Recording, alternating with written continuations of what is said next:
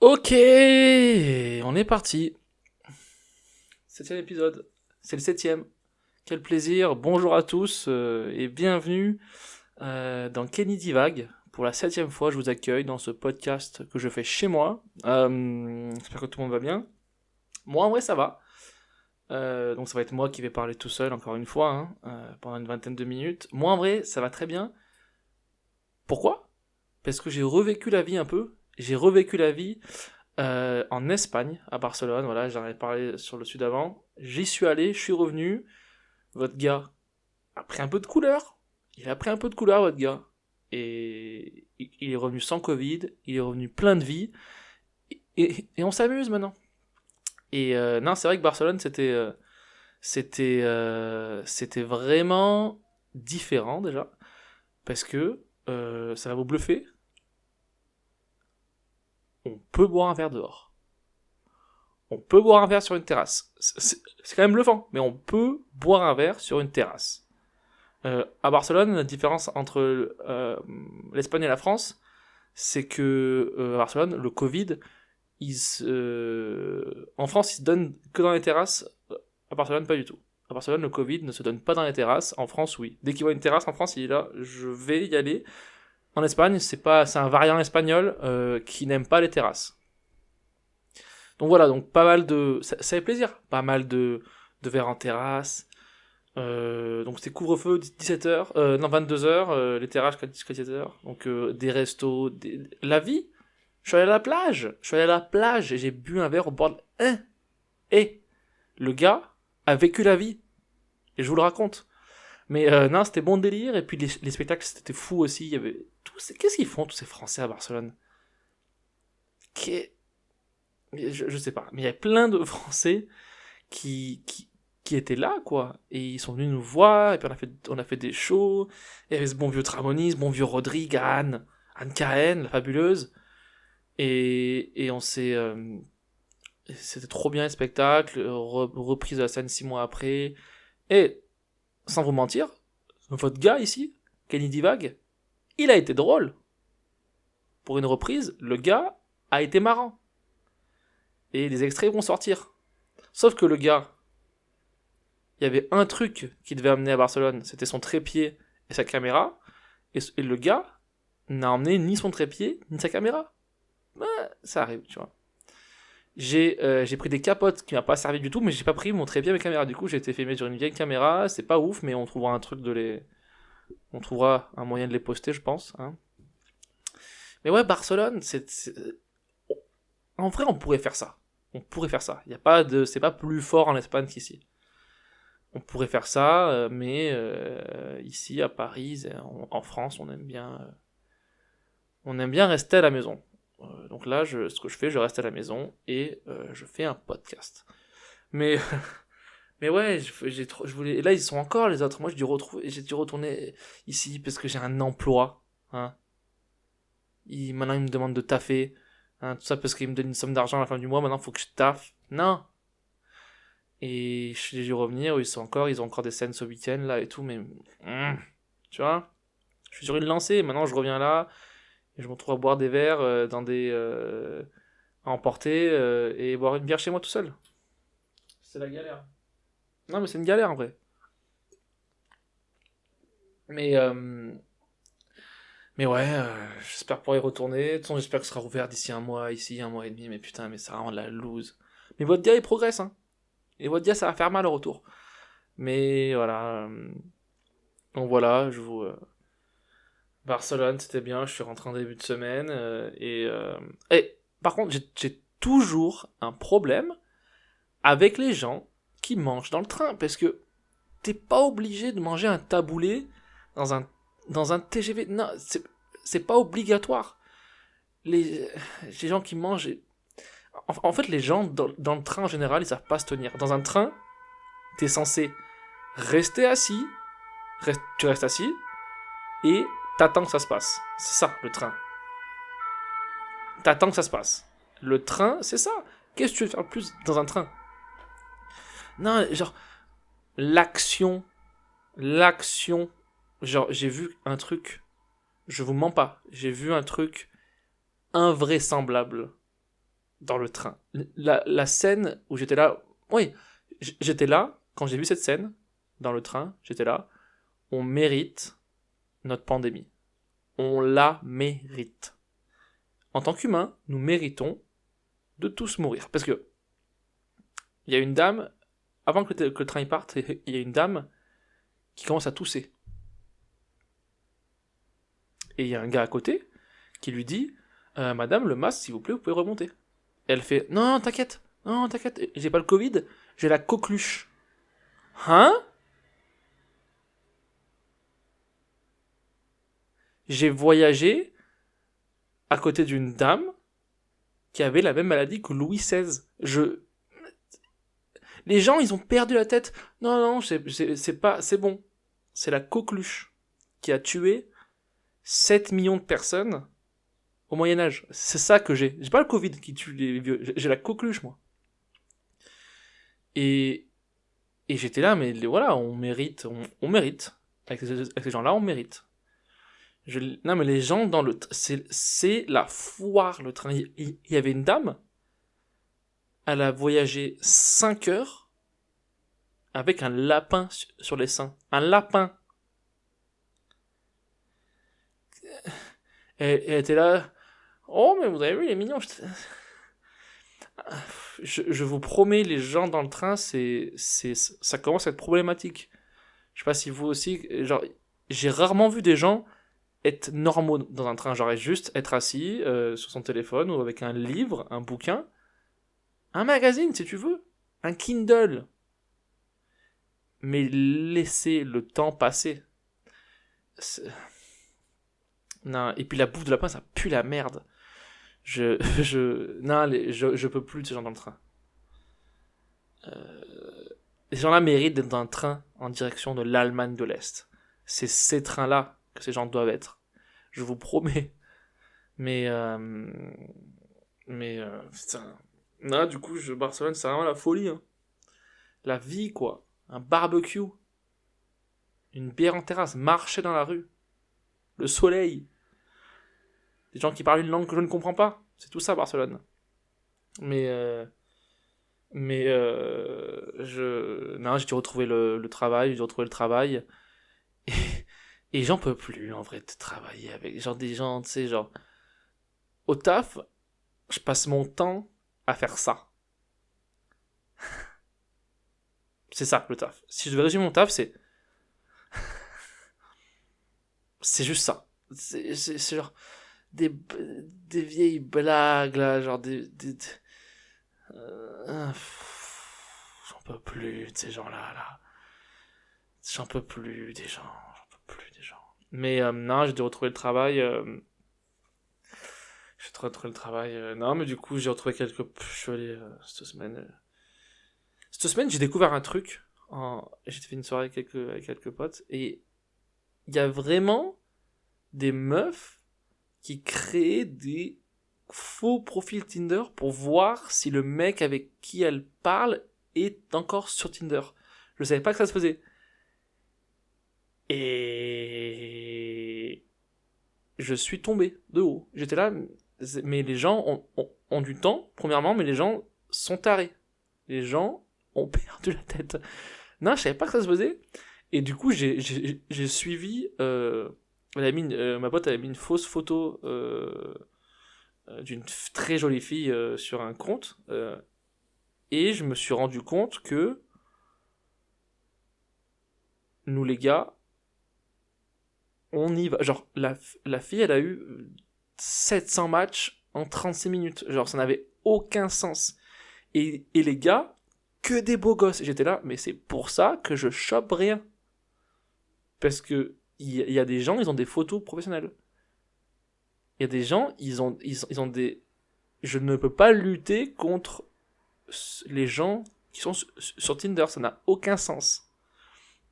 Et j'ai vu à quel point les gars qui sont beaux ne savent pas quoi dire sur une conversation. Ils sont là, ça fait longtemps que t'es sur Paris, salut, des trucs bateaux, tu vois. Mais physiquement, je peux pas lutter, mais eux, ils en sont à un coucou, ça va. Donc je me dis que c'est un peu de ce côté-là que je peux rattraper le truc, quoi. Non, mais j'étais choqué. Tous les gars l'avaient matché. En 36 minutes. Je comprends pourquoi les filles me répondent pas. Parce qu'elles en ont 7000. Mais ouais, galère là. D'ailleurs, oh oui, faut que je parle d'un truc. On m'a fait découvrir une boisson. Une boisson. C'est les Bloody Mary. C'est un truc, et les gens qui boivent ça, vous êtes le diable. Genre, les gens qui boivent du jus de tomate déjà, vous êtes le diable. J'ai failli vomir. Genre, c'est de la vodka, du jus de tomate et des épices. Genre du piment, du sel, poivre. Et genre, qui boit ça? Je comprends pourquoi quelqu'un a amené ça chez moi. J'étais là, ok. Mais qui boit des Bloody Mary? Ça n'a aucun sens. C'est une boisson. En vrai, je pense que c'est une boisson que tu bois dans l'avion. Tu sais, ils ont tout le temps du jus de tomate dans l'avion. Tu sais, c'est un truc que tu. Avant de mourir. C'est une boisson que tu bois avant de mourir. Tu bois ça aux enterrements et dans l'avion. C'est tout. C'était visqueux, c'était dégueulasse. Ah, les Bloody Mary, oh. Je comprends. En fait, c'est des trucs, je sais pas comment ils font les gens, mais c'est. Et j'ai appris que c'était Hemingway, un gars qui a écrit des trucs, j'imagine, en Angleterre. Il a écrit cette boisson pour camoufler le fait qu'il est alcoolique. Du coup, sa femme croyait qu'il buvait du jus de tomate. Est-ce que ça enlève l'odeur de la vodka dedans? Et il appelait cette boisson Bloody Mary, parce que sa femme elle s'appelait Mary, et à chaque fois qu'elle venait, elle disait Bloody Mary, genre pour l'insulter. Et c'est tellement fabuleux et tellement nul en même temps. Mais putain, je sais, je parle d'Hemingway, ça n'a plus de sens ce que je raconte, mais ouais, je sais pas, ouais, comment ils boivent ça les gens, quoi. J'aurais pu boire un Bloody Mary à Barcelone, ça aurait été bon par contre. Un Bloody Mary à Barcelone, ça aurait été la folie. Ça aurait été la folie en vrai. Mais ouais, c'est une galère, quoi. C'est une galère. Voilà, cette semaine. Ouais, je suis. Votre gars, hier, cette semaine, je suis devenu sapiosexuel. Je suis devenu sapiosexuel. J'ai été charmé par une jeune femme qui était brillante. Une jeune femme fort brillante. Elle m'a charmé. J'étais là, très mignonne, mais ça m'intéressait pas. J'étais là, cette jeune femme me charme via ses récits, ses dires, ses paroles, sa connaissance, sa compréhension de l'humour, compréhension du second degré, compréhension de si, que de la compréhension. Il y avait des sacs remplis de compréhension qui étaient versés devant moi. Et moi, j'étais là, mais genre, donnez-moi cette compréhension. J'étais là, mais peut-être que j'ai vu que des filles stupides dans ma vie, mais elle était brillantissime. Genre, j'étais pas comme ça, moi. J'étais là, mais c'est ça, être sapiosexuel. Et maintenant, je suis sapiosexuel, du coup, je suis LGBT. Même si ça rentre pas dedans, je pense que je suis dans une minorité maintenant.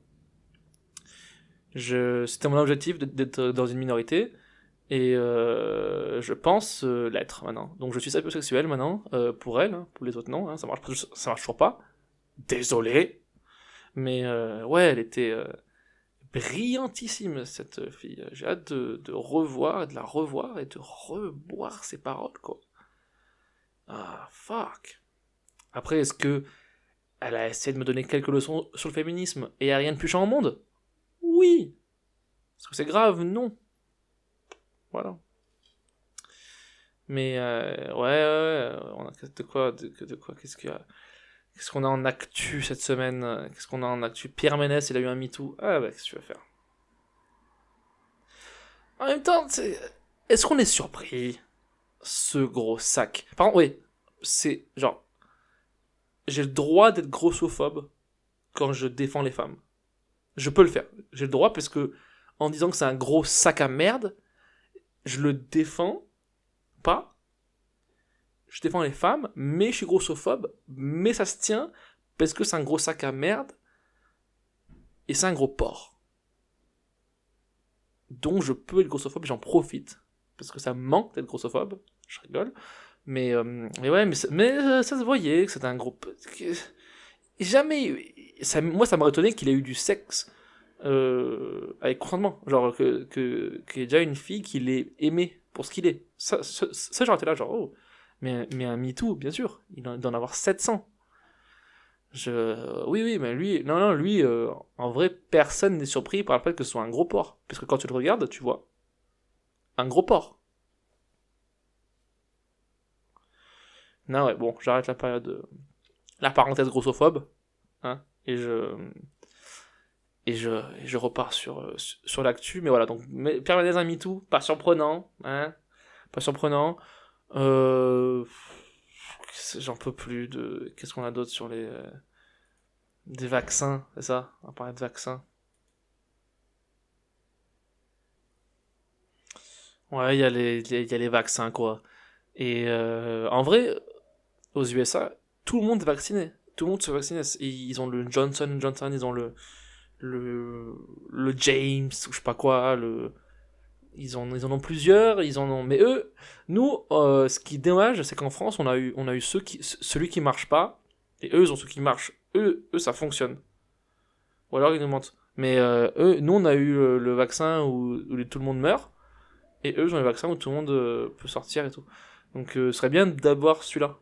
Hein. Le savoir-faire français, ça va, mais les Américains, j'en fais confiance là-dessus. Parce que eux, ils pensent que à vacciner les gens pour qu'ils puissent reconsommer et redevenir des gros porcs. Parce que eux, les restos, les fast-food fermés, c'est la crise, tu vois. Il faut qu'ils remettent tous ces gros sacs sur pattes, là. Allez, on peut repartir dans les fast-food et mourir par leur vrai moyen de mourir, qui est l'obésité. Eux, mourir du Covid, ils sont là, mais nous, on meurt pas de ça à la base. Nous, on meurt d'une crise cardiaque à 47 ans. Nous, on est des diabétiques. On meurt pas du Covid par de la merde. Vaccinez-nous. Nous, on veut mourir sur ce qu'on était destiné à mourir de. On va pas mourir d'une grippe. Nous, on veut mourir parce qu'on a mangé trop de chicken finger et de burger. C'est ça qu'on veut. On est destiné à faire ça, nous. Hein, on va pas se laisser avoir par une toux. Ok? Nous, on veut mourir parce qu'on a mangé trop de gâteaux au chocolat. On a mangé 2 litres de chantilly avant de nous coucher. C'est pour ça qu'on veut mourir, nous. Non, parce que nous, en France, on est un peu... tu sais. Non, je sais pas. Qu'est-ce qu'on a un peu en info?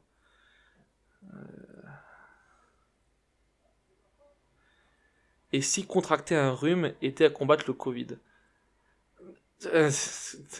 Et des fois, t'es là. Des fois, t'es là. Fermez-la. Ça n'a aucun sens, quoi.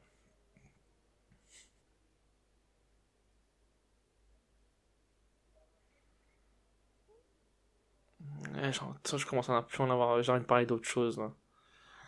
Ça n'a plus de sens.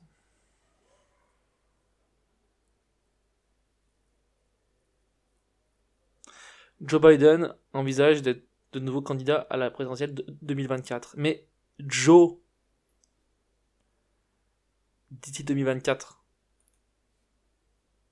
Joe, écoute-moi bien, Joe. Joe, tu m'écoutes? Soit tu vas mourir de vieillesse parce que t'as 700 ans, soit ils vont t'assassiner. Parce que il y a une femme, une queen noire, une femme noire qui va devenir présidente. C'est le but. Toi, tu vas soit tomber dans les escaliers, soit un jour, il s'est pas réveillé. Ou soit une balle dans la tête, comme à l'ancienne. Parce que Joe, t'es pas là pour être président. Tu sais pas parler. Ça n'a pas de sens. Il pense qu'il va être ce bon vieux Joe. Non, Joe, pas du tout. Mais ouais, putain. Ils sont où les gilets jaunes? C'est fini ça? Il y a plus de. Il y a plus de précarité, de trucs comme ça, là, de problèmes d'emploi. Il n'y a pas de. Les gilets jaunes avec le Covid, c'est terminé, ouais. C'est dommage. Ça se trouve, c'est ça le Covid, hein. C'était juste pour arrêter les gilets jaunes. Parce que c'était l'appropriation culturelle des Asiatiques, et du coup, ils ont lancé... Ah, fuck, je trouve des trucs, je vais aller en prison. Mais ouais, ce serait bien une petite manif de gilets jaunes, là, pour un peu mettre un peu de piment, là, à la République. Ouais, une petite manif un barbecue. Ça serait pas mal, ça.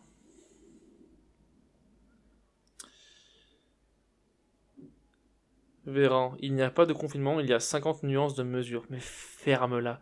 Je suis sûr que lui, c'est le genre de gars qui se fait fouetter à la 50 nuances degrés, genre. C'est...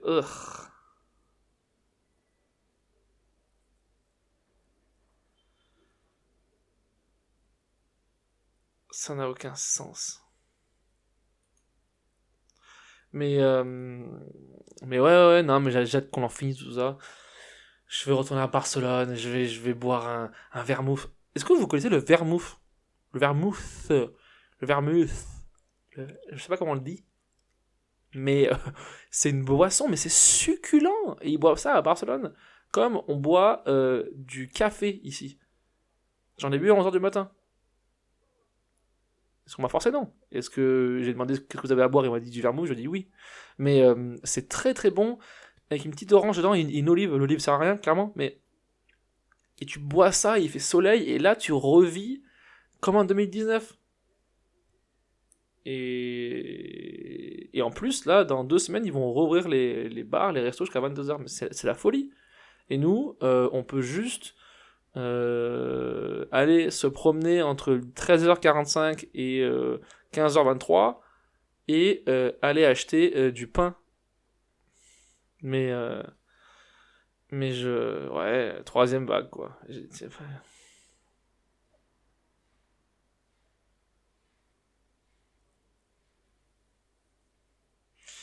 Non, mais ça va reprendre. Moi, j'ai hâte qu'on reprenne les spectacles, quoi. Qu'on reprenne Parce que ça suffit. En vrai, tu fais un spectacle, des masques, un peu de distance, des masques. Y a rien, on peut pas être malade. C'est impossible. C'est impossible. Mais bon, j'en ai plein le cul de tout ça. J'entends à Barcelone. On va.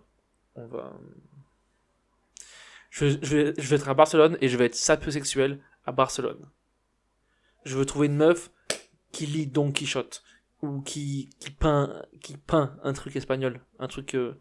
J'y connais rien en culture de toute façon. De quoi je parle?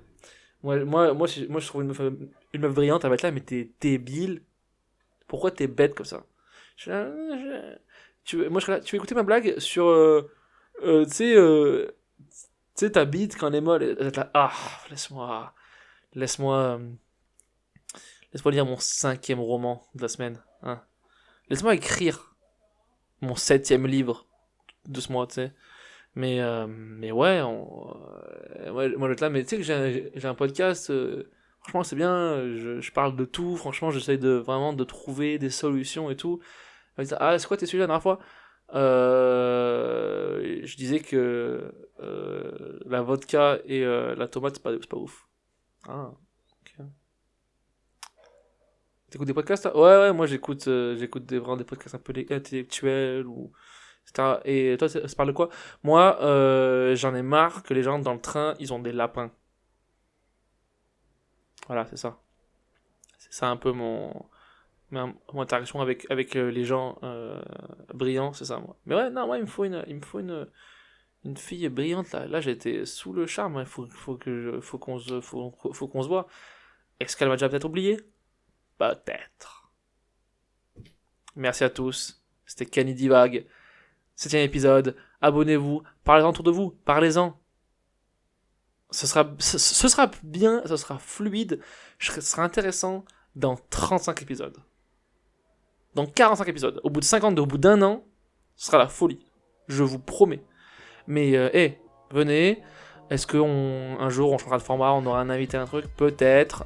Mais pour l'instant, c'est moi. Je parle tout seul. Je vous divertis. Ciao.